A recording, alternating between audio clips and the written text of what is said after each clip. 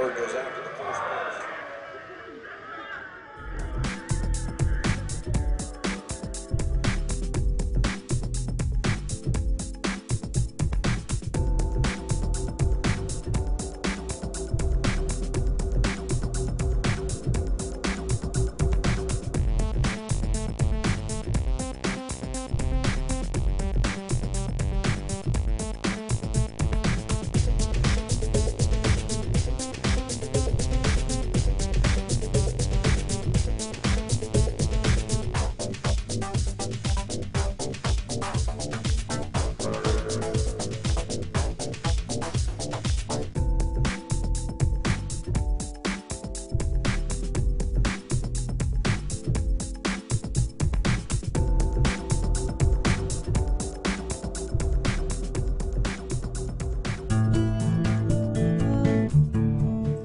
Maybe your first experience of putting money in the bank wasn't quite as heartwarming as this, but odds are, years later, you still refer to the balance showing on your bank account as being your money in the bank.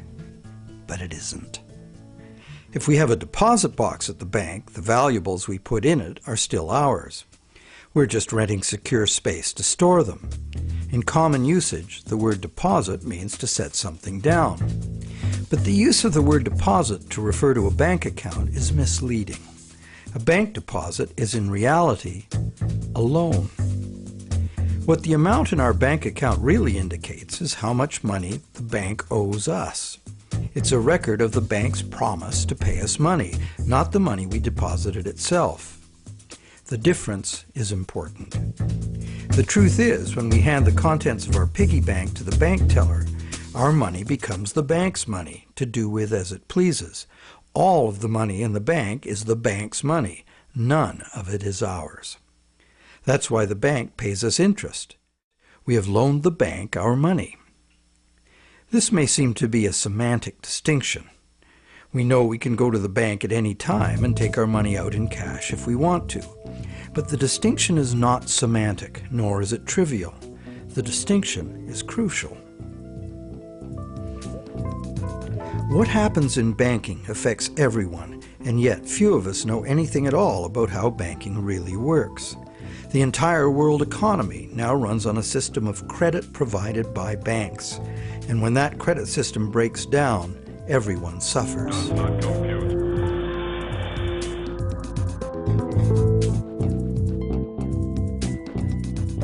To make things worse, the explanations for these breakdowns offered by the experts never look at the root cause, namely, that other than cash and coins, which make up just 1 to 5% of money in circulation, all the money in existence today was created as the principal of a bank loan, with the banks requiring principal plus interest as so-called repayment. Not only does this make the existence of money entirely dependent on the existence of bank credit, it makes the system as a whole bankrupt by design, as total debits, principal plus interest, exceed total assets from the moment the first loan document is signed. As the global banking system staggers towards worldwide collapse, more and more people are realizing they can no longer ignore the realities behind banking as it is practiced today. Many have lost their homes and jobs due entirely to the unsustainable practices of moneylenders. It's time people understood money and the pressing need to fundamentally change the way it works.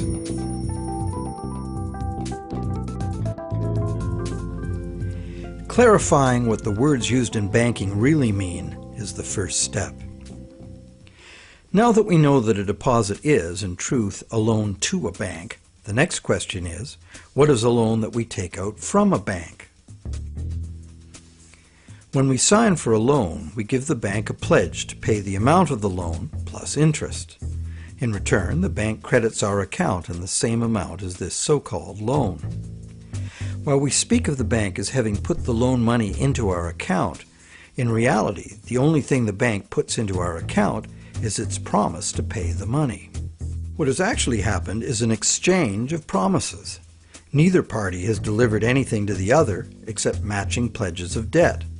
So who is the borrower and who is the lender? The terms loan, lender, and borrower are all misleading. The truth is that the two parties have traded promises to pay and in the process created something called bank credit or checkbook money that can be legally spent as money. Bank credit can be spent because we, in our innocence, notice that each time we deposit into our account, it increases our balance by the same amount. In fact, unless we put something in, our account will be empty. Thus, it's a natural assumption that money in an account is money someone put in. The account is a promise to pay, not the money itself. In fact, a promise always indicates the absence of the item promised. Otherwise, why does it need to be promised? Now, because all bank accounts are just promises to pay, the bank and the borrower can simply exchange promises and, in the flash of a few keystrokes, a positive balance appears in the borrower's bank account without anyone putting existing money in. Now you know the real source of what we call a bank loan.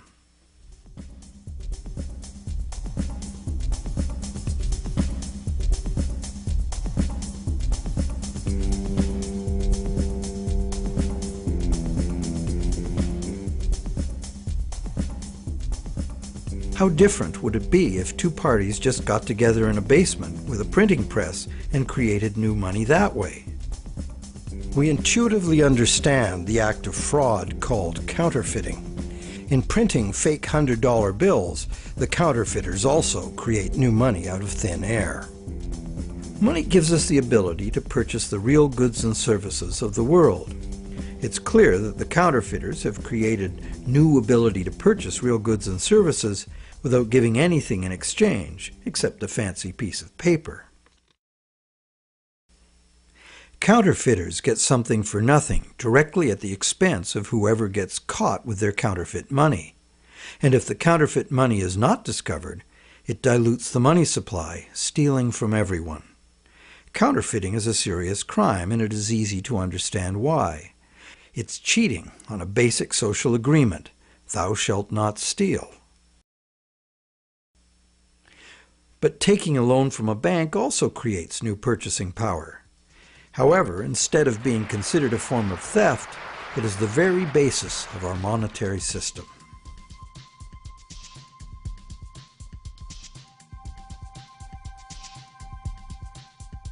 How did one form of creating money out of thin air become a crime and the other become standard business practice and the source of almost all our money?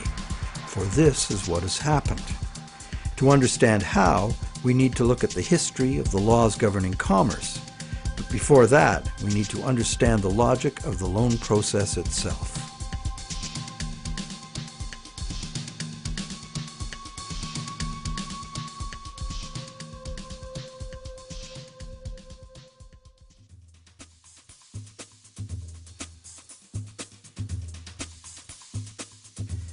The borrower wants to purchase an item, but doesn't have the funds to do so at the present time.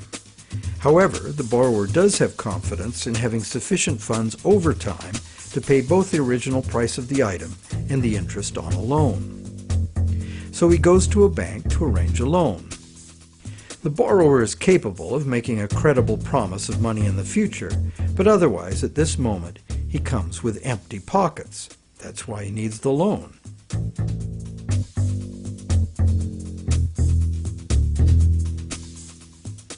We're probably all familiar with what happens next. The bank gets the borrower to sign an agreement in which the borrower promises to pay the bank the amount of the loan plus interest, or, in default, surrender to the bank the object that is to be purchased with the loan. This is done countless times every day all over the world. But there's a problem. How can the borrower pledge as collateral something that the borrower does not yet own? If I wanted to borrow $10,000 from you to go on a luxury cruise to Europe, would you accept my neighbor's car as collateral? Of course not, because you know very well that I have no legal right to give you my neighbor's car, no matter how much I owe you. But if instead I promise to buy my neighbor's car with the $10,000 you lend me, the situation is different. You might agree to lend me the $10,000, believing I will buy the car and will pledge it as collateral for the loan once I obtain legal title to it. However, until the transaction is completed, your $10,000 loan cannot be secured by title to the car. This sequence of events problem could be very simply avoided. You could buy the car and then sell it to me. The bank could do it this way too. If the borrower commits to the bank to buy the item, why doesn't the bank just buy it with its own money and then sell it to the borrower on time payments at interest? Well, the answer to that question is also very simple. It's because the bank, like the borrower, has come to the transaction with empty pockets. The bank fulfills its part of the so-called loan transaction by creating an account for the borrower. The truth is, the so-called borrower has funded his own account by fraudulently pledging a car he does not yet own as collateral. And the bank, the so-called lender, hasn't put up any existing money at all. And, if all goes well, it never will.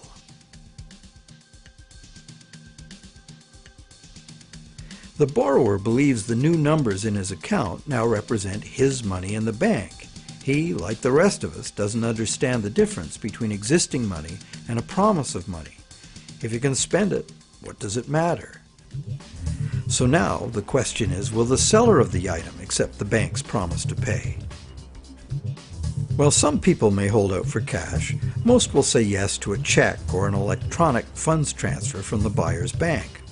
Why? Because the seller knows from experience that she can deposit the check at her bank and it will increase her account accordingly. So what happens next?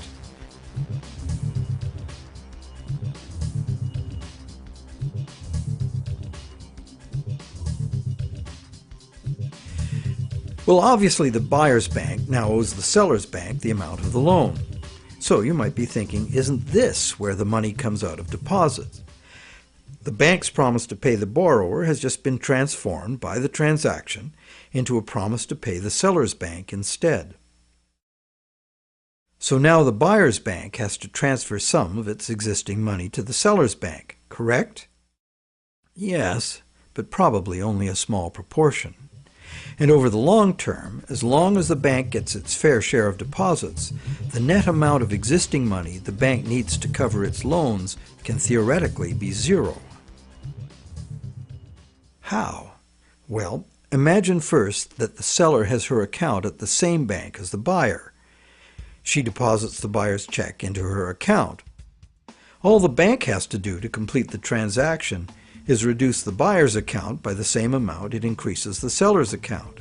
As both accounts are just promises, no existing money is involved in doing this.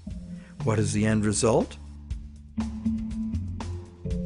The bank has created bank credit for the borrower to the sum of $10,000.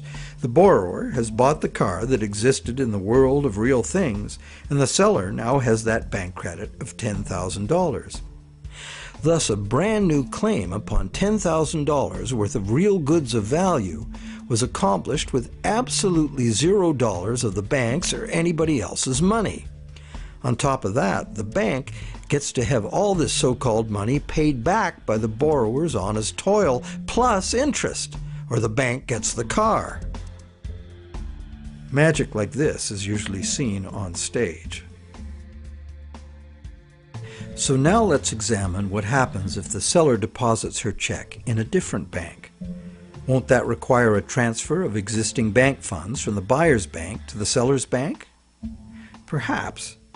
But it will almost certainly never be anywhere near the whole amount because, in effect, the banking system functions as one bank. To illustrate, let's add another transaction to this scenario. That same day, the seller's bank made a similar loan to a little old lady who bought a mega home theater system.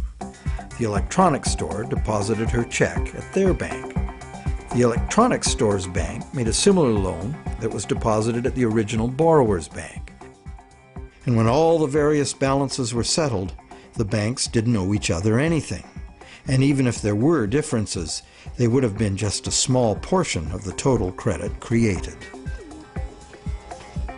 So, at this point we can say that although banks don't actually lend out their depositors' money, as most of us imagine, they still need deposits to make loans.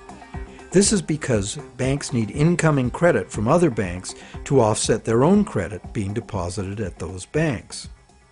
As long as banks keep their outgoing credit balanced with incoming credit, they are free to make new loans and thereby keep creating brand new credit money.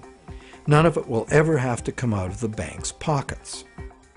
The bank is free to invest its own funds in corporate and government bonds and whatever other instruments their charter allows. If one draws a diagram of it all, it looks like this. The interest governments and corporations pay the banks on their bonds is paid by us.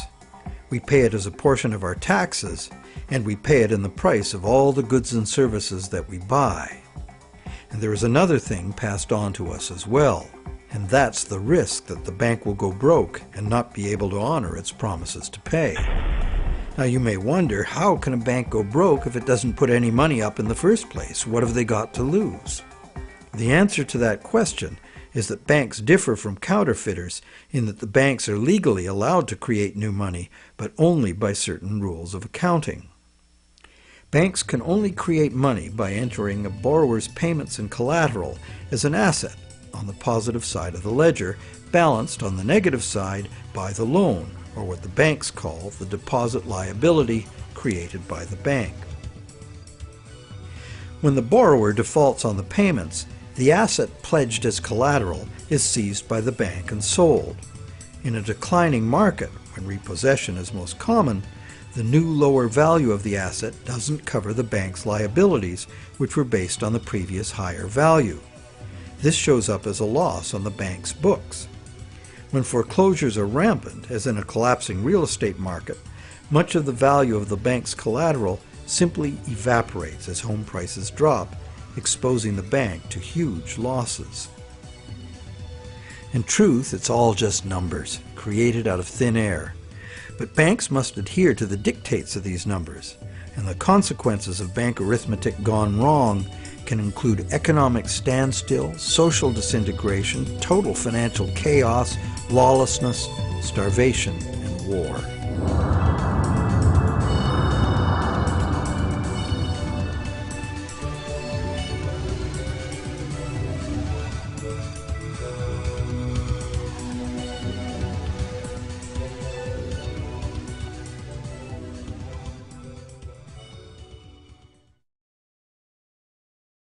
However, for the purposes of understanding the anatomy of a loan, we shall assume that the system is still functional, and all three of the loans we were looking at will get paid.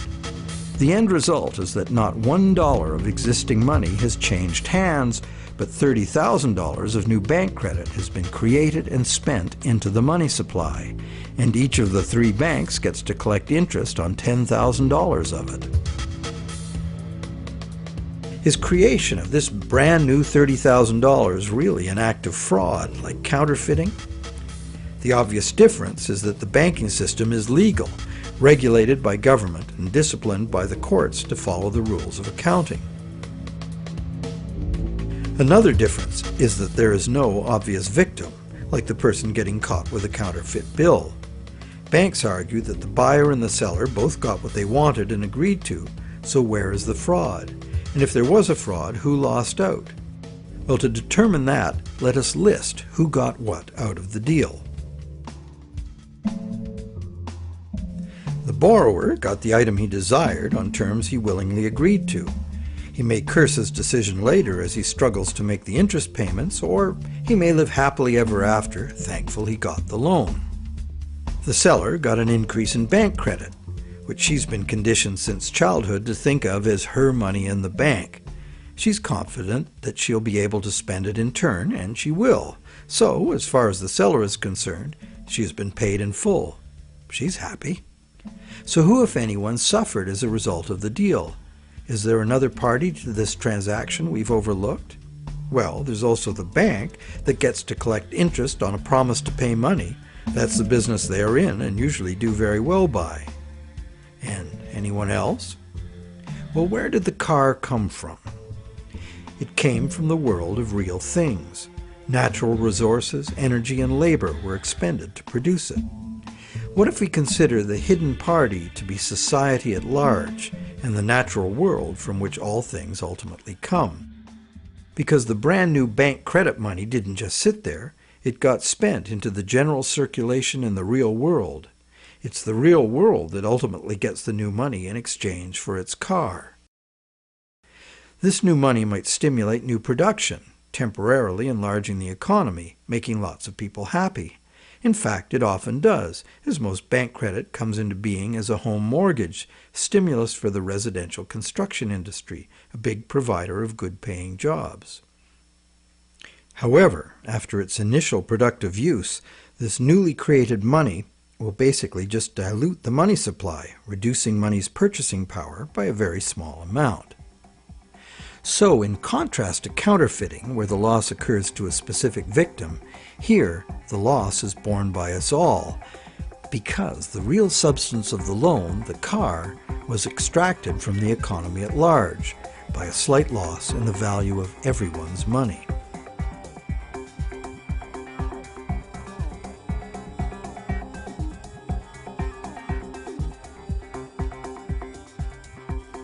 To continue our comparison of bank credit with counterfeiting, counterfeit cash eventually gets detected and removed from circulation, causing a direct loss to whoever accepted it.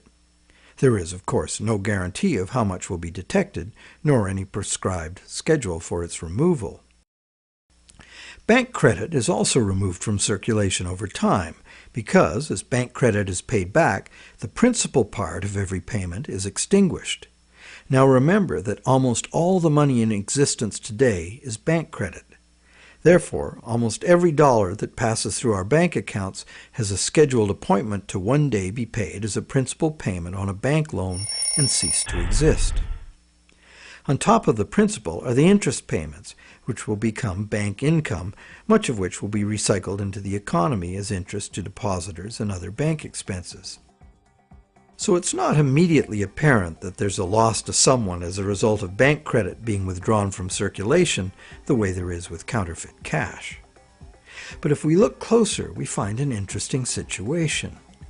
We don't need anything more than fundamental arithmetic to understand the power that lies in controlling the money supply and why, as currently designed, total debt must constantly expand or the system collapses. Whenever the rate of debt money creation falls behind the rate of debt money destruction, the total amount of money in use will shrink. This is called deflation because the money supply is shrinking, like a deflating balloon. The result is less money relative to the goods and services available. With less money around to pay for them, the price of goods and services go down. At first, this sounds like a good thing, and it could be, if money were not created as debt at interest. For anyone not in debt, deflation would be like a general dividend on money, paid in goods and services of our choice. It would be as if money were the people's stock in their own prosperous company, their nation. People wouldn't have to demand a pay raise. If a nation were more productive as a whole, thus deserving of a raise, everyone would benefit automatically by having their money buy more. However, this is definitely not the effect deflation has in a system where money comes in the form of interest-bearing debt. More than 95% of all money currently in existence is in the form of debt to banks, promises to pay with interest added. And as we have seen, the principal is created, but not the interest. Due to the time delay between money's creation and its repayment and the recycling of interest earnings as bank operating expenses, most of us can keep up our payments while the money supply is increasing. However, if the money supply or total debt is decreasing, money becomes harder to earn due to its scarcity, and fixed payments become harder to meet. For those heavily in debt, the money shortage can become catastrophic.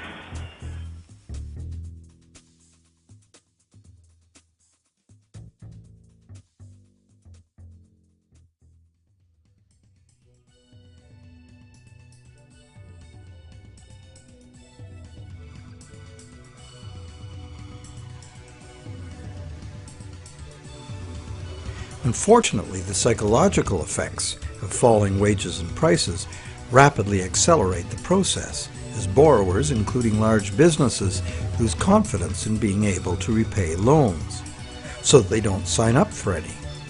And without new loans to replace old loans, the money shortage rapidly gets worse, resulting in a decrease in jobs and purchasing power, even in the midst of abundant resources and productive capacity. This dismal spiraling math makes mass foreclosures inevitable. Prices plummet as no one wants to spend their money. Shrinking values destroy the value of loan collateral, causing banks to write off huge losses. Some even close their doors. Consumer and business confidence is lost. Rampant economic and social dysfunction follows.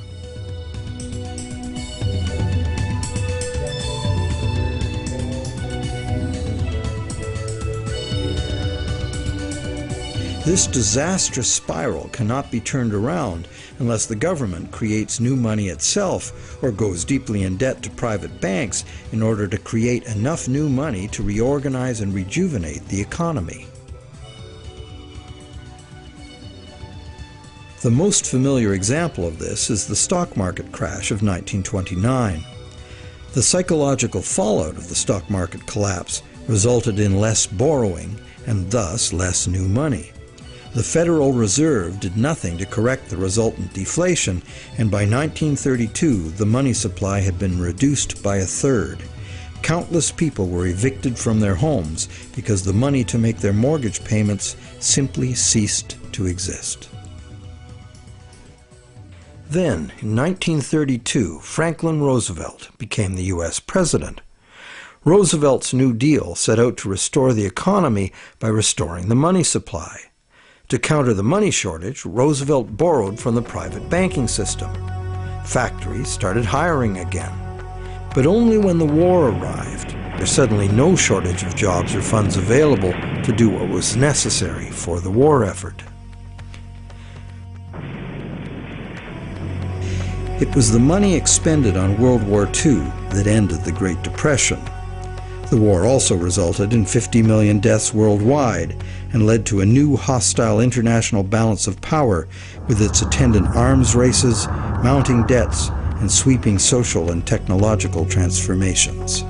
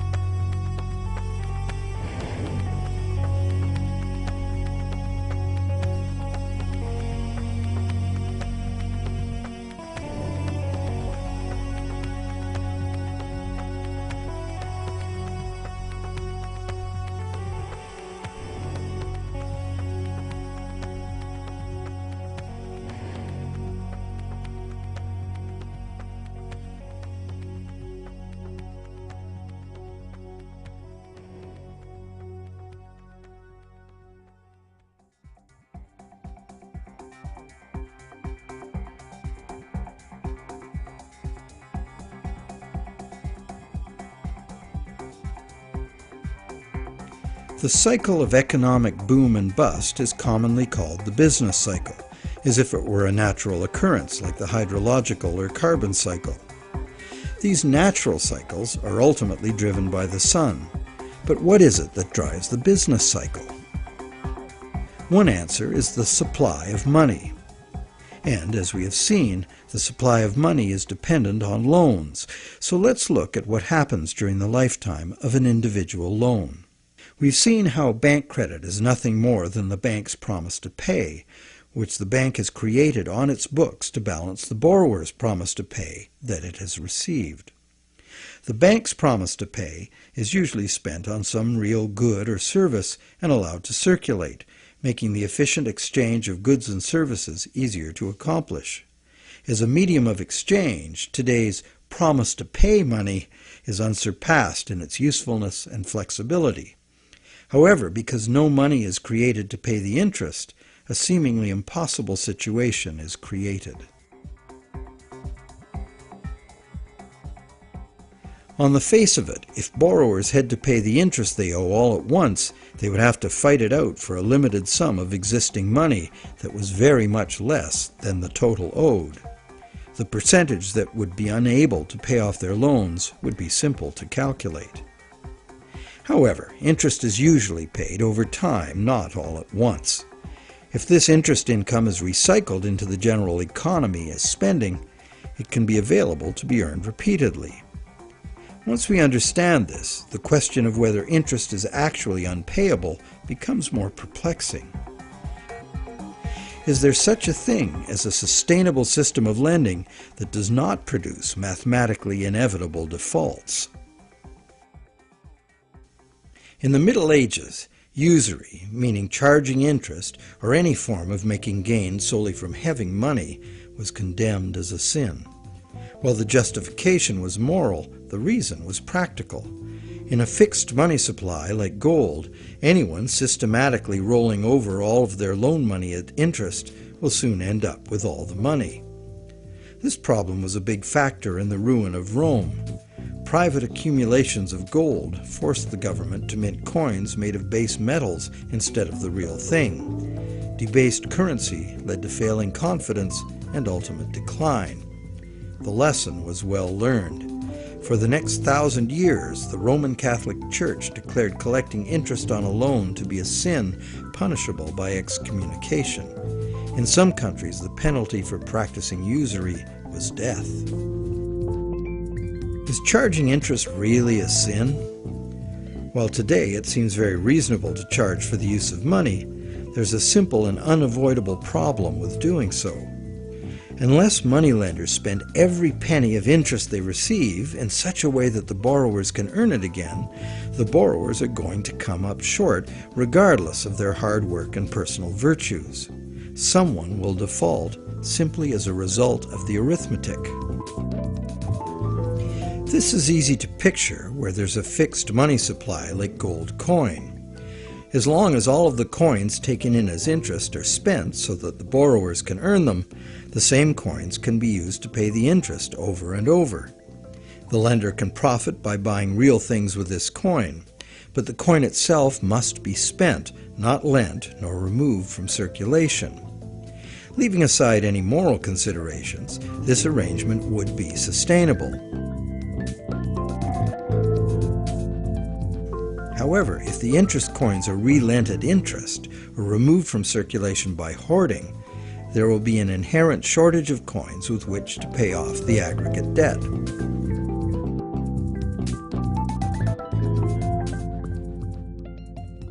The situation is essentially no different in our current debt-based system. As we have seen, nowadays virtually every dollar comes into existence as debt, with a scheduled appointment to be extinguished as a principal payment on the loan that created it. Thus, for all borrowers to be able to make their payments of principal plus interest, two things must be true. The dollar created as the principal of the loan must be available to be earned by the borrower in order to make the principal payment that extinguishes that dollar. And every dollar the borrower pays to the bank as interest must also be available to be repeatedly earned by the borrower so that it can be paid as interest again and again. There is a common theory, undoubtedly popular with lenders, that because the banks spend their interest earnings as operating expenses, interest to depositors, and shareholders' dividends, there is in fact enough money released back into the community to make all payments. However, like the idea of absolute shortage, this is an oversimplification. Picture what happens if someone else, such as you or I or an institutional non-bank lender, obtains this dollar and then lends it out at interest. Well, now that same dollar is simultaneously owed to two lenders and has two simultaneous interest charges attached to it. In addition, if this dollar is loaned, repaid, and reloaned by the secondary lender, it is not available to pay off the principal of the loan that created it, except as another loan. So, can we borrow from Peter to pay Paul and borrow from Paul to pay Peter? This gets interesting. We can. However, each time money is borrowed, there's an interest charge added that also must be paid.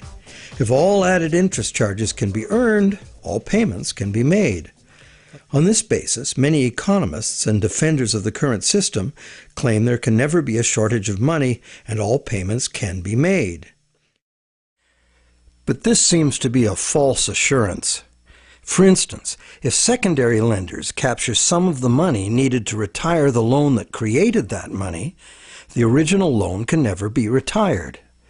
The deficiency will have to be borrowed over and over forever, each time at interest. Each deficiency will be cumulative, adding to an ever-building total of debt that can never be paid off. And it stands to reason that for each added interest charge in the system as a whole, something extra is demanded of the system as a whole to pay for it. This affects everyone, producers, governments, and consumers. For producers, that something extra must be raised through higher prices or more sales. However, competition for more sales usually requires lowering prices, necessitating even more sales, and leads to overproduction and saturation of the market. The end result can mean job losses, plant closures, and bankruptcies. For governments, that something extra is raised by increasing taxes. But increasing taxes drains money from the productive economy, resulting in a reduction in the collective ability to pay taxes, which then necessitates increased government borrowing and additional interest charges. For consumers, something extra can mean getting an additional job, or borrowing to pay past debts, or paying off debt over longer periods of time. However, competition for jobs tends to lower wages, and paying over longer periods of time adds enormously to the amount of interest owed. And of course, borrowing to pay off past debts is like trying to fill a hole with more hole. And that is the situation we find ourselves in today. Producers can't sell more because consumers can't afford to buy. Governments are cutting taxes, not raising them, hoping to stimulate consumer demand, and consumers' real incomes are limited or even falling due to competition for a limited number of jobs. Therefore, any increase in the total amount of interest charges within the monetary system as a whole will result in a genuine shortage of money. This is because the real productive economy is limited by the availability of nature's resources. The productive economy exists to serve actual needs. It simply cannot keep pace with the demands of the artificial financial economy, which has an unlimited appetite for profit, and which operates with no regard for the natural limitations of the real world.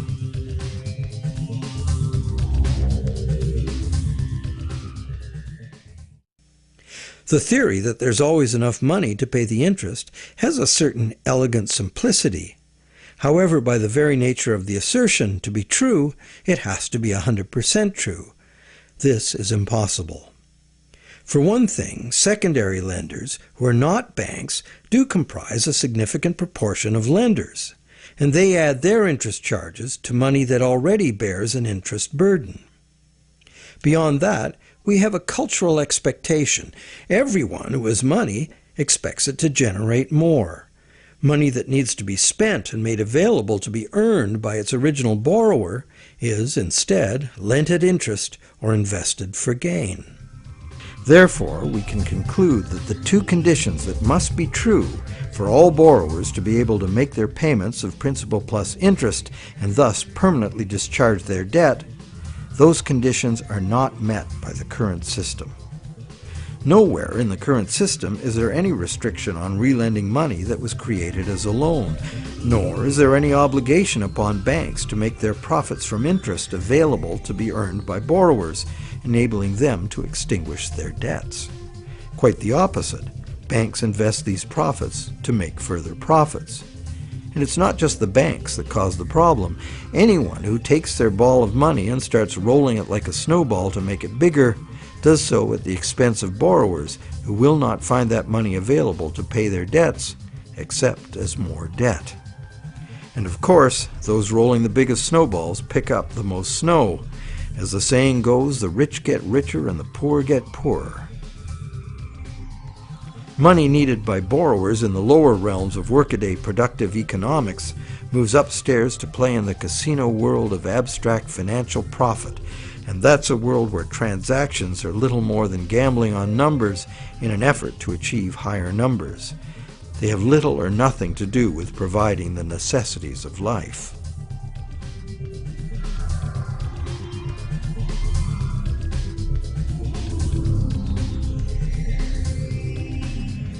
Today, the largest volume of money by far is changing hands in what is best described as the gambling economy.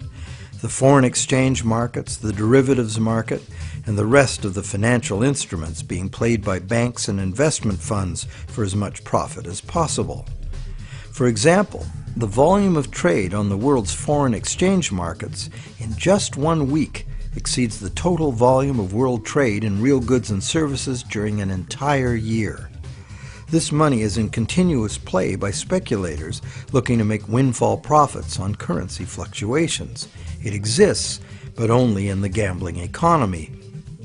So how unpayable is the ubiquitous interest burden in actual fact? That could only be determined with certainty by tracking all the money in the world. With over 6 billion people earning, spending, borrowing, and lending, the world's money flows are at least as complex as the flows of the ocean. They are impossible to know. But the direction is pretty clear and simple, and it's the same old story. The rich are taking increasingly more money into the gambling economy, where ordinary borrowers have almost no chance to obtain it.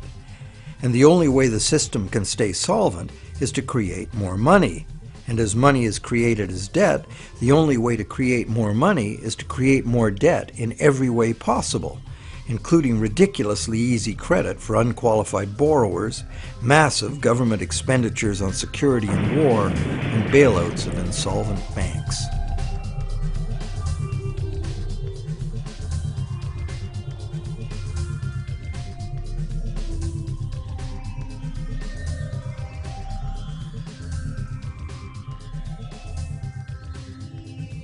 How does the individual loan cycle relate to the boom and bust phenomenon known as the business cycle?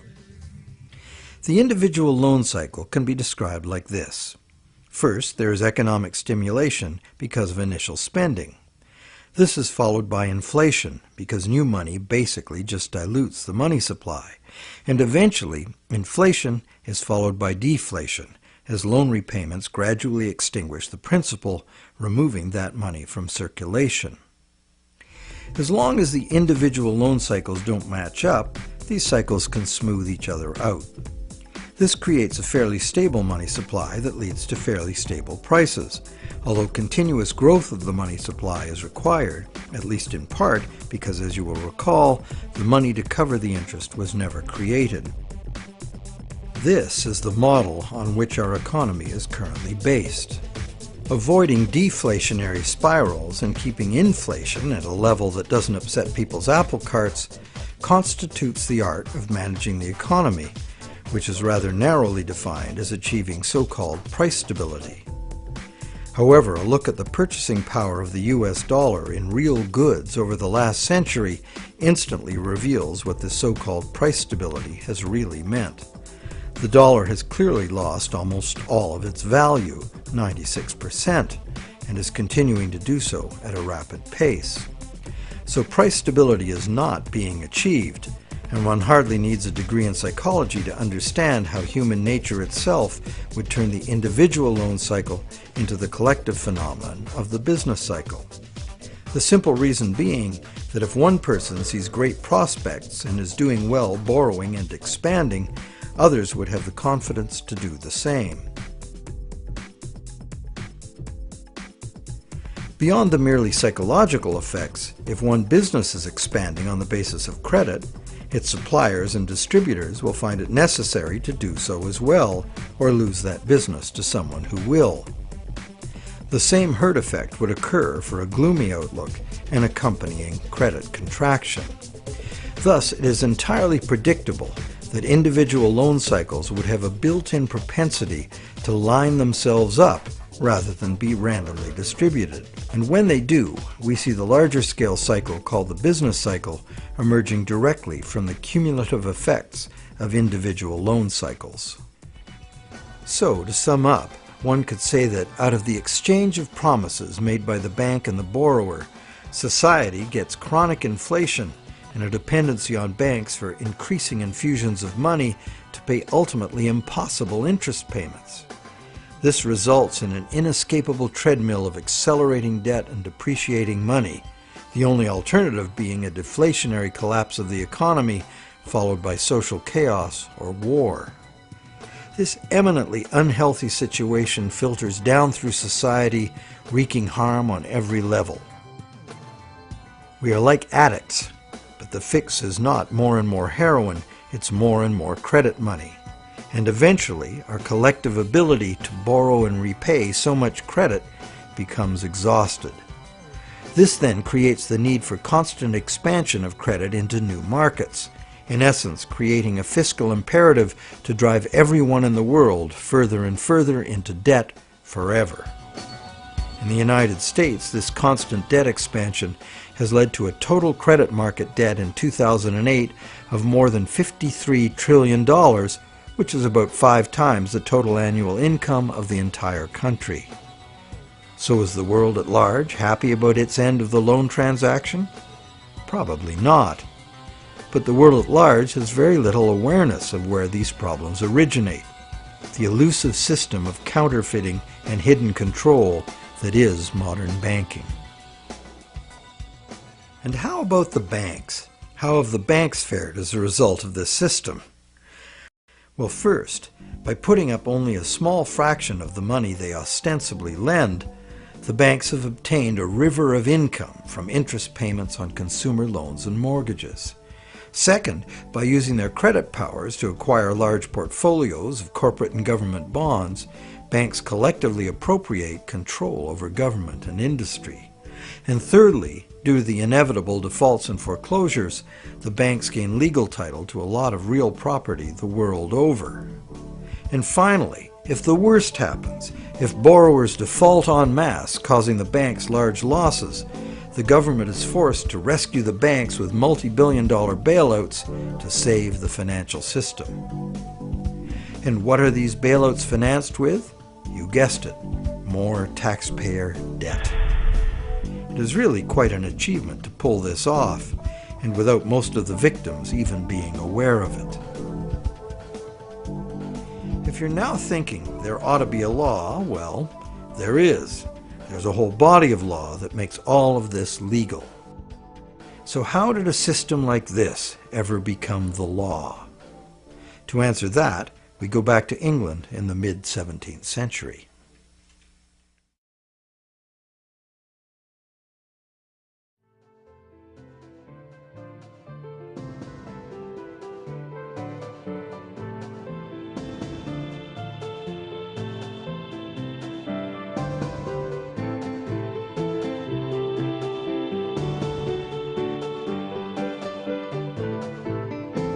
With the development of better ships and the new explorations they allowed, trade was expanding rapidly.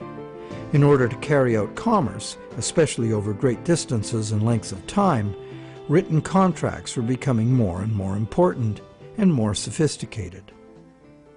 Under English common law, it had long been established that a contract could only be enforced if something of real substance had changed hands.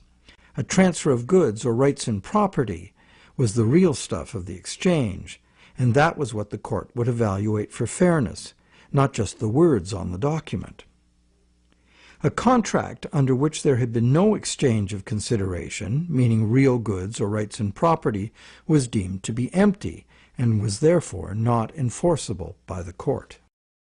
So, a contract in which a borrower, say, pledged a car he does not own in exchange for a bank's promise of payment would not even qualify as a contract. No common law court would enforce it. As well, in the event of a dispute over a contract, under common law, only someone who had actually provided consideration to the transaction, in other words, only someone who delivered the goods, had the right to sue in court for fulfillment of the contract by the other party. This right was not transferable to a third party.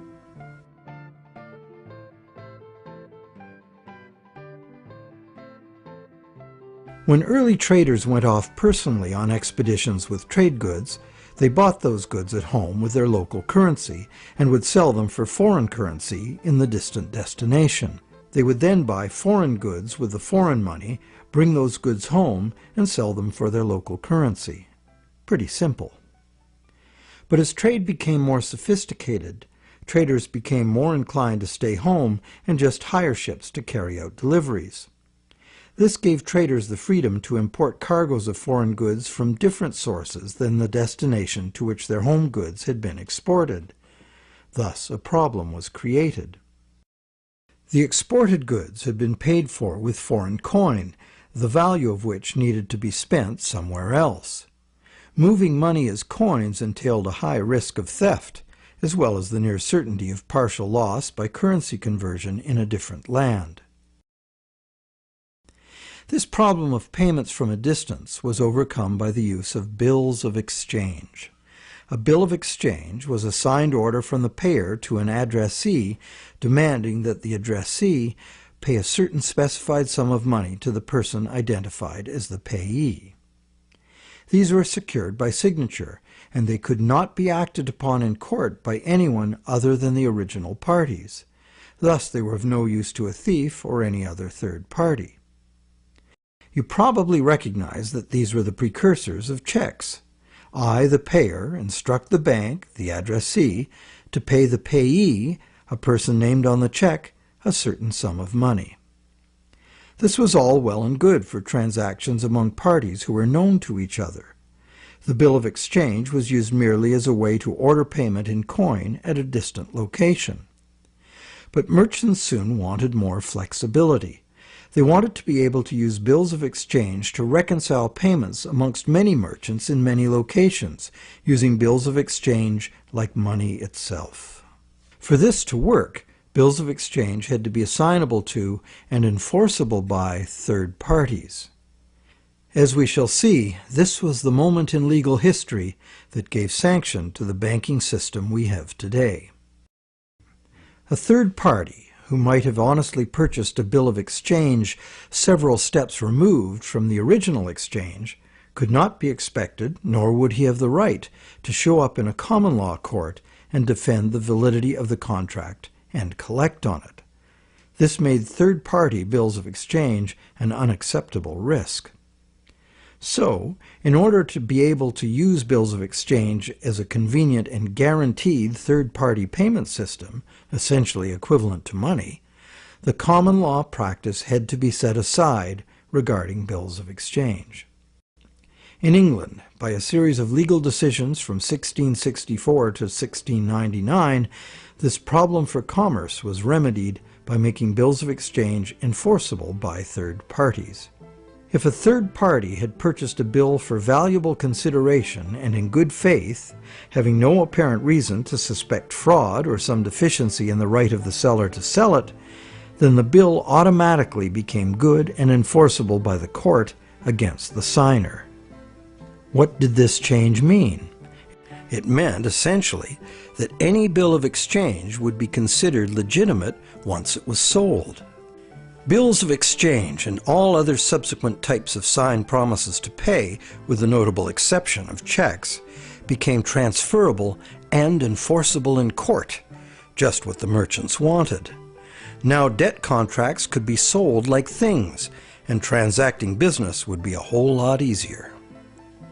Not only that, it opened up a whole new market for profit seekers, trading in bills of exchange themselves. The marketing of debt was born.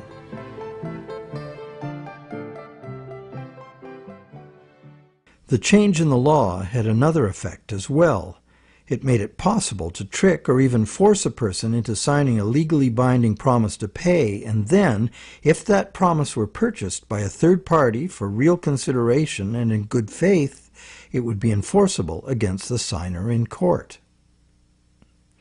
Ultimately, this became one of the foundational principles of the Uniform Commercial Code, which governs the conduct of business in the United States, and by extension, in most of the world.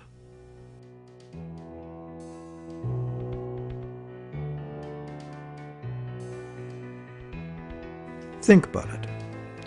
If we buy a stolen laptop from a guy on the street, we're guilty of receiving stolen goods, a criminal offense.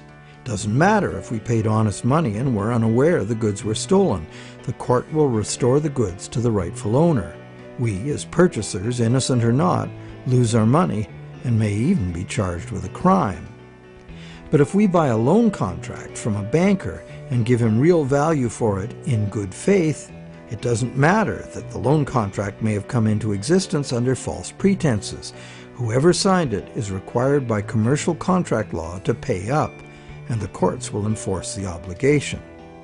Today, debt contracts come in a myriad of forms, including and especially loans and mortgages. It's significant to note that just as these common law restrictions were being removed, the brand new Bank of England was being established. The first bank state authorized to create money out of thin air. The new laws fit in perfectly, making the new bank's empty contracts enforceable against the so-called borrower.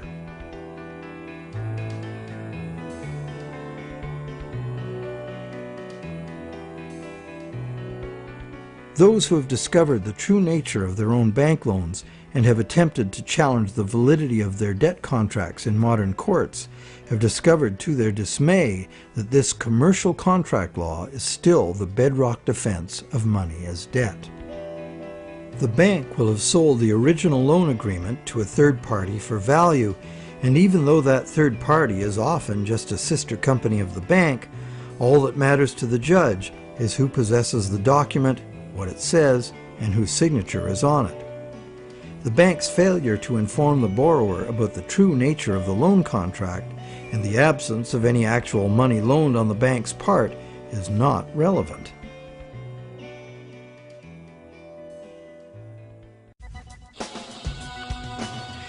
So, to conclude our investigation, it appears that modern banking practice rests on several distinct violations of common law, common sense, and natural justice.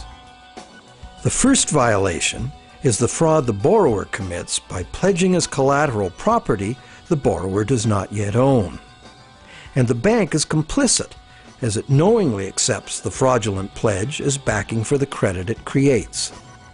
The second violation is the failure of the bank to disclose the true nature of the contract. The bank calls it a loan, leading the borrower to believe that he or she is receiving a loan of existing money. But the bank knows full well it has provided only a brand new promise to pay, simply typed in on a computer screen. A promise that the bank knows it will probably never have to fulfill. Thirdly, the loan agreement should be invalid because impossible contracts are legally invalid. The bank is creating an impossible contract because the conditions required to guarantee that the borrowers have the opportunity to pay off the principal plus interest are not met. Unless the system enforces 100% recycling of both principal and interest, which it emphatically does not, some borrowers are going to default and lose their collateral simply due to the systemic shortage of money. The fourth violation is the violation of natural law by the law of contracts, which confers automatic legitimacy of title on any contract if the contract is sold to a third party for valuable consideration. This violates the principle that one cannot give better title to something than one has. But perhaps the biggest fraud of all is that most of the people who produce the real wealth of the world are in debt and at risk of losing everything they have worked for to bankers who fabricate money out of mere promises to pay. And where does this leave us? We are hostages in an economy that must grow faster and faster to keep up with an ever-growing money supply, or the entire system collapses in ruin. The money system as currently structured refuses to recognize that the real economy is limited by the capacity of the planet to provide the raw materials and waste disposal services the economy needs. The planet is finite, and therefore it should be obvious that the economy cannot grow at an accelerating pace forever. Our current money system runs like the bus in the movie Speed. It could not slow down, or the bomb planted on the bus would go off. And our situation is even worse, because the rate of debt creation must forever accelerate, or the entire economy crashes. The notion that infinite, perpetually accelerating growth is possible is the great fallacy of modern economics. It is a fatal delusion born of greed. An economic, social, and environmental crash of unprecedented proportion is surely inevitable, and this monetary system is utterly and hopelessly incapable of adapting to it. No wonder monetary reformers around the world insist that the entire monetary system needs to be rebuilt from the ground up.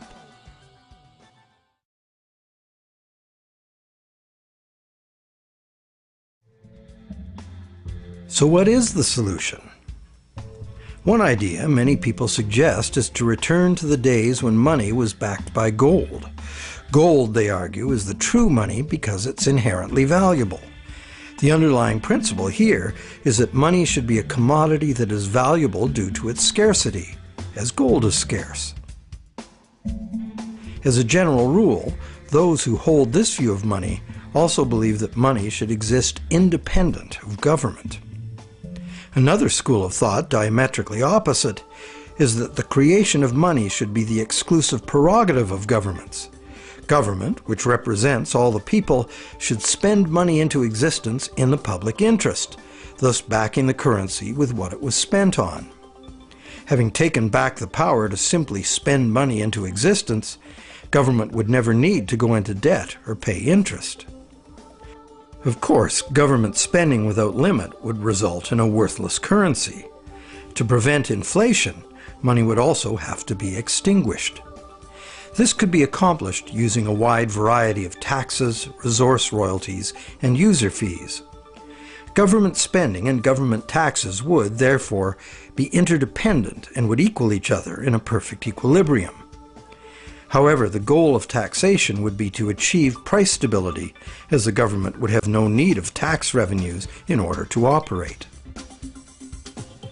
Over the centuries, both the gold-based system and various government credit money systems have been used, with the gold-based system prevailing well into the 20th century. This wasn't because government credit money didn't work. It did within the country itself, where it was accepted in payment of taxes. But until the invention of modern currency exchanges, international trade had to be carried out in gold. In addition, gold has had an almost supernatural fascination for humans for a very long time. We've been conditioned for millennia to think of money in terms of portable inherent wealth, as in gold coins. However, this is not the only way to think of money, nor in the era of runaway debt money is it any longer accurate. Money is, at its root, an idea that humans invented in order to turn simple subsistence into complex civilization.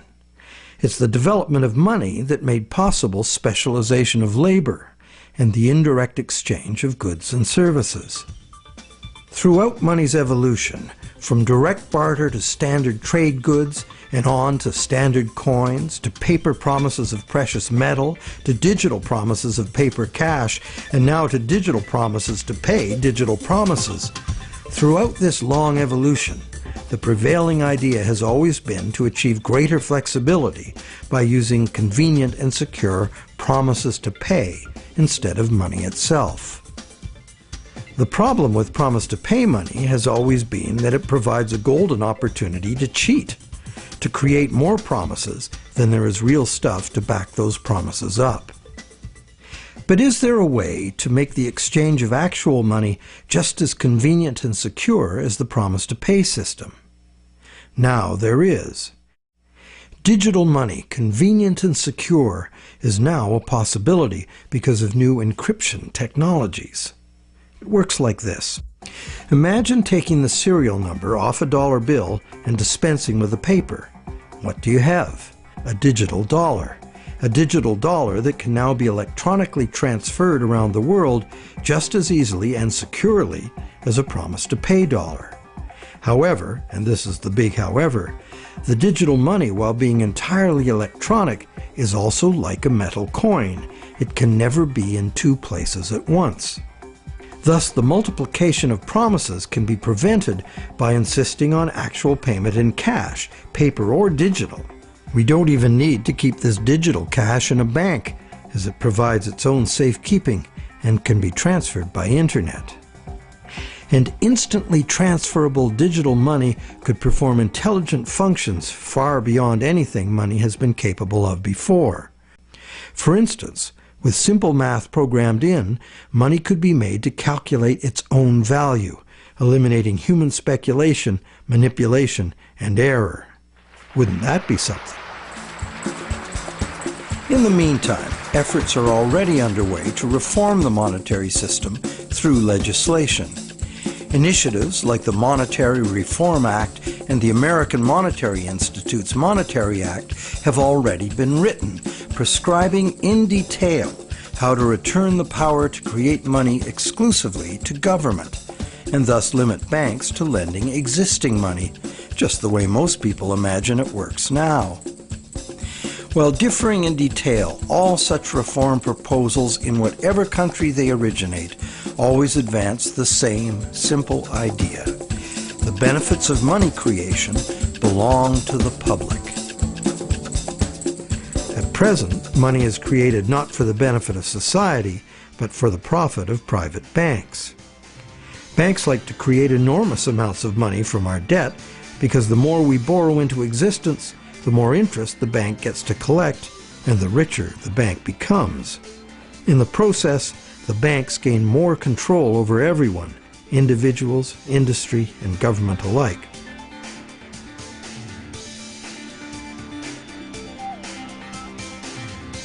Abundant money too often leads to speculative asset bubbles that make insiders rich. But, as we have witnessed, these bubbles inevitably burst under the unbearable weight of ever-increasing interest demands. The losers are many, including governments. Already burdened with huge debt and shrinking revenues, governments are forced to add trillions to that debt in order to rescue the banks that are the cause of the problem. Otherwise, we would have no money system. It's an absurd situation, and a tragic one, considering that government could instead create the money itself and spend it interest-free on infrastructure, education, or universal health care. And most of that debt-free money would enter the economy as wages, circulating through all levels of society for everyone's benefit. This kind of abundant money would fund a reinvigorated, productive economy in which the savings of the people could fund honest loans of real existing money. At its root, money is a means by which we exchange real value. Without real value in the world, money is nothing. As we have seen, it's the real world that makes the loan, not the bank. We, the people, in conjunction with the material blessings of the natural world, are the source of all real wealth. Therefore, money creation and its benefits belong to the public, not to private bankers. And what about interest? As we have seen, interest poses an arithmetic problem. And it's a problem that can only be solved in three ways. 1, defaults and foreclosures. 2, perpetual growth of the money supply. Or the preferable and only other solution, 100% recycling of interest as spending. But such full recycling could only be accomplished by nationalizing the banking industry in the public interest. For example, interest earnings from public service banking could be paid to all as a citizen's dividend. Or it could be used to fund government in place of taxes, as was done successfully in colonial Pennsylvania. And that's just one instance of a society that organized its monetary system differently. There have always been alternatives, and there are alternatives now. What the evolution of money really teaches us is that the real measure of money's value is, very simple, its usefulness as money. And there are several different ways to create useful money. For instance, money can simply be an individual's private promise to pay, a pledge of one's own product or service, as in such community currencies as the LET system or time dollars. Thousands of these community currencies already exist in circles of trust where members can be counted on to honor the credit they issue for themselves. And such community currencies can be a lifesaver in the event of a catastrophic collapse of the conventional banking system. When money shortages or hyperinflation disrupt trade and bring economic standstill, a working community currency can sustain a local economy. Are such proposals radical? You bet. But there are unprecedented challenges before us. No longer can exponential growth allow us to sustain a monumental debt that must ever increase to prevent the house of cards collapse of the whole system. Increasing wealth disparity, crushing debt, failing banks, and social and environmental catastrophes are what we face unless we radically change course. We must transform our monetary system to one that can adapt to a future we can now clearly foresee. To begin, we must examine monetary system designs that can deal with widespread economic shrinkage without inducing mass foreclosures and bankruptcies. But what can you do right now? Well, right now there are people and organizations around the world that understand the problems and the injustice of today's monetary system, and you can join them in their effort to bring about the fundamental changes we need. It's time to talk to our friends. A financial crisis is the ultimate teachable moment. When bankrupt banks have to be bailed out by the governments the banks were formerly lending to, the contradictions, the fraud, and the fatal flaws of the current system are laid bare for all to see. But the solutions are there to see too if we look. We cannot afford business as usual. Making adjustments to the current system will not save us. The changes we need to make are radical and dedicated to the good of all, not the profit and control of a few. To make these changes, we must leave behind our outmoded assumptions and misplaced faith. We must face the challenge of a complete transformation. Reality calls.